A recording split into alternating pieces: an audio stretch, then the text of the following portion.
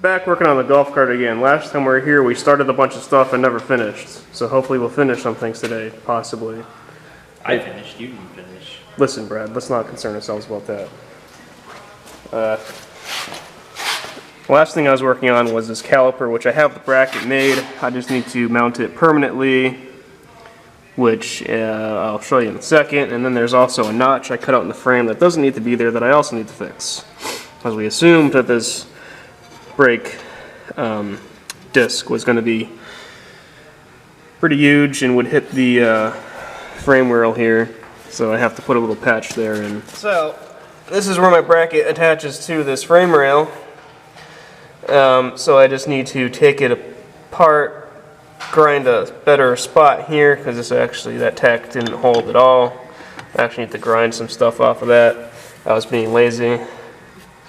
And then there's, you can kind of see my hole here. I need to get a piece of sheet metal fit over that. So yeah. Meanwhile, this is going to be our fuel tank, which is having some decisions made about it. And maybe some thinking and some figuring. But yeah.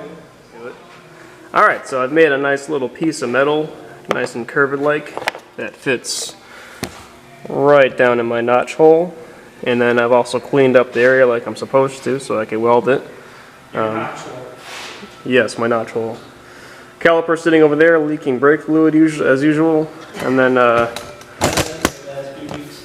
yes, and then over there, that is... Preparing to do something crazy. Yes. If it works, we'll show you what we did. If not, we'll just pretend we didn't do it. So our idea for the fuel neck actually worked. Well, it seems to work. Well, okay, yeah, true.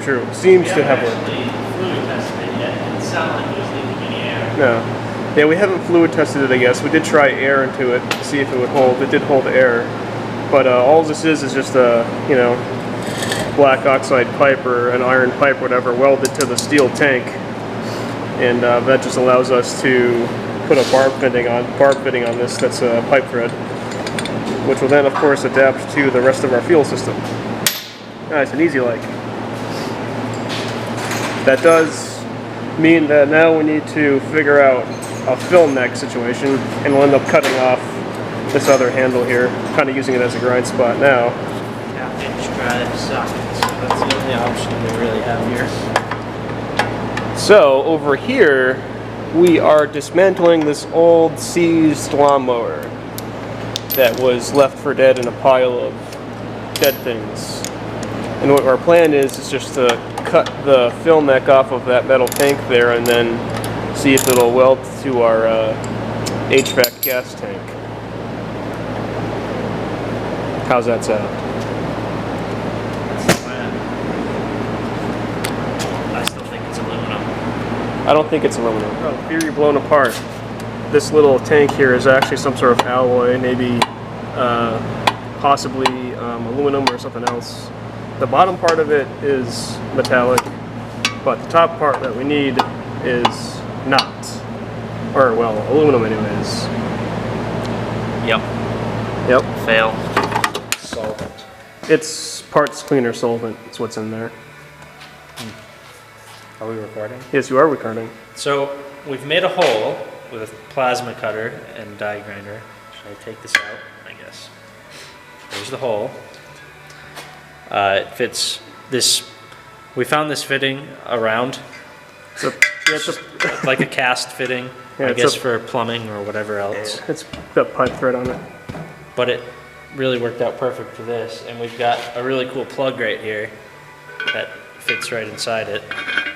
And that's going to be our fill cap, because it's cool. Exactly. We're still debating back and forth about painting it or not painting it or whatever. So we're going to leave it like this for now, and if we decide later we don't like it, there's always the option to paint it black. That's true, because that'll hide everything. So Josh is going to weld this because we're going to attempt to make it look as good looking as possible. And that's not going to happen with me welding. And then you did something with brakes over there? Yeah, my brake bracket is attached.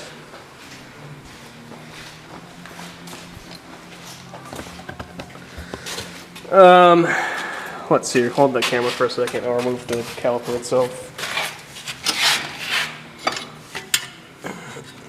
Brake caliper. Brake fluid. Yeah. So, let's see. It has a bottom pin which just slides. If I could find the fucking hole. There it is. Slide it on. Flip her in. Move that pin. Top pin which has a bolt. And then there you go. Cool. And then it can slide back and forth, but there's no bolts.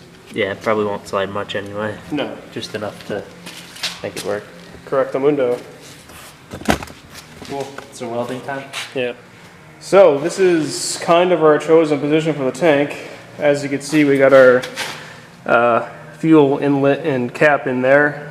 We decided to just actually tack it on the little tank feet for what this tank was before, and just leave it like that because it looks good as is. And then all these spaces here actually work as vents. Otherwise, we would have to drill for a vent. Yeah, it would have been a big pain in the ass to try and drill a hole in the top of this, which was our other option. So. Well, not our only option, but the only one we were thinking about. True. It was the option we were. There are always options. That's true. Well, this is one of the other options that we ended up finding. So now we have to make a bracket. Yes, bracket. We're gonna make a bracket with that, or using that rather. Yeah, where's our material? It's right over there, leaning up against the engine hoist. Should we measure first or just make the bend? We should probably measure to make sure we have the right length before the bend. After the bend doesn't necessarily matter as much.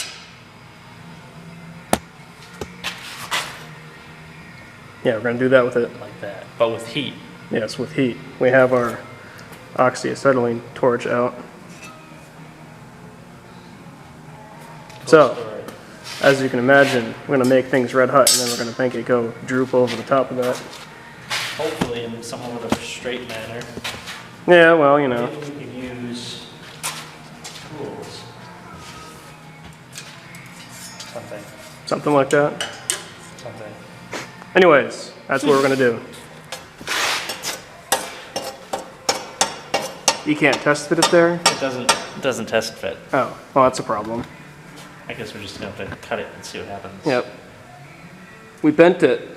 You missed it, but we bent it. Yeah, we probably should have filmed that. It was pretty neat. It worked good, though. Worked damn good. So we marked a straight line. That way we get it a good straight, which I think it actually looks damn near perfect to me. That's good. And Josh bent this one over his knee, so it's good and straight.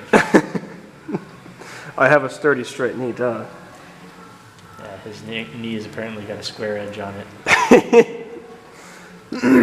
it. That's just years of knee bending practice. So this is going to follow, this isn't quite perpendicular. perpendicular. Yeah, we'll go with that.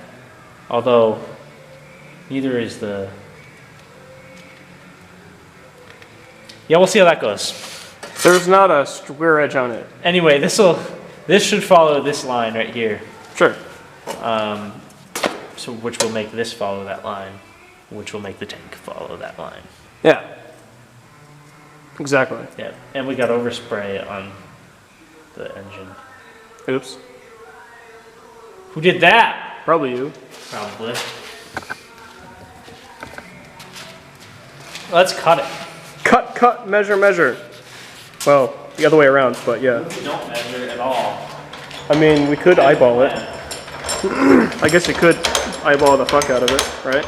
Well, the blade is straight, so Oh, that's a good point. The blade is straight. it's small.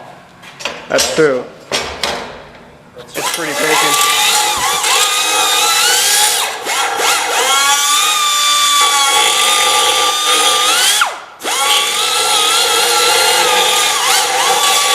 You end up getting to see very often in the back of the videos when we're here, but this truck is having work done to the front brake on the what will be the driver's side. That is one hell of a big brake drum and a big front axle. So that will conclude this episode of the golf cart build. We'll pick up right where you're watching here, where we start working on completing our fuel system. We had some fuel lines to figure out. There was a fuel pump, fuel filter, and a shutoff that we had to figure out and make all work. So like I said, we'll pick up right there. But if you're new here, make sure you subscribe. Check out our Facebook page and make sure you like it. The link is in the description. If you're a returning member, or anybody actually, leave us a comment. And most importantly, get out there and do something.